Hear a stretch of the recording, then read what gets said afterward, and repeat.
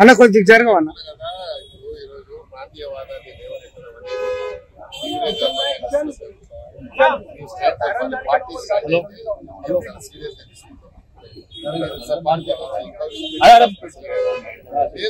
अरे भाई आ गए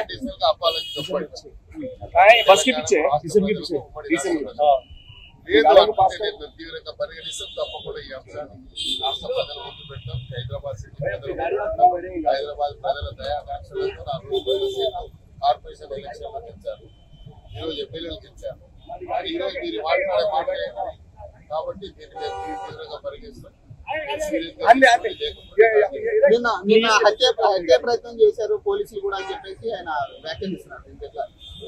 హత్య ప్రయత్నం నువ్వు అయినా ఇంటికి వస్తాను, గాంధీ గారి ఇంటికి వస్తున్నా చెప్పాను. గాంధీ గారి ఇంటికి రాలేదు కాబట్టి మేము ఇంటికి వస్తామని పోయింది.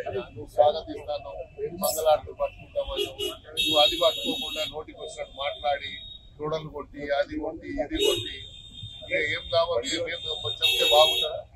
నువ్వు చిన్న పిల్లడు కాబట్టి హరీష్ రావు నేను చిన్న సజెషన్ ఇస్తున్నా. చిన్న పిల్లల్ని కంట్రోల్ చేయండి, తెచ్చిపోయి మాట్లాడుతున్నాడు ఉందని చెప్పండి. రాజకీయంగా ఆవేశానికి గురైతే జరగబోయే నష్టం వాళ్ళకే ఉంటుంది కాబట్టి అది దాన్ని సామరస్యంగా పరిష్కరించుకోవడానికి ప్రయత్నం. హరీష్ రావు కేటీఆర్ లతో అనుమతి తీసుకొని నేను మాట్లాడుతున్నాను చెప్తాము. అందుకనే ఆ పార్టీ అన్కండిషనల్ గా అప్పాలని చెప్పాలి. హరీష్ రావు గారు, కేటీ రామారావు గారు, మీరు హైదరాబాద్ ప్రజలకు అన్కండిషనల్ గా అప్పాలని చెప్పాలి. పిఎస్సి చైర్మన్ ప్రతిపక్ష నేతకి ఇవ్వాలి కానీ అధికార పార్టీ టీఆర్ఎస్ పార్టీ అని అన్నాడు. ఆయన పిఎస్సి చైర్మన్ వచ్చింది అని చెప్పాడు. పిఎస్సి చైర్మన్ వచ్చిన తర్వాత నీకు అభ్యంతరం ఏంటి? అయితే చెప్పాడు కదా పిఎస్సి చైర్మన్ అవ్వాలని. దాన్ని కూడా మీరు నమ్మకుంటే మీరు ఒక ఆంధ్ర ఎంపీ ఇచ్చారు అంటే అన్న గారి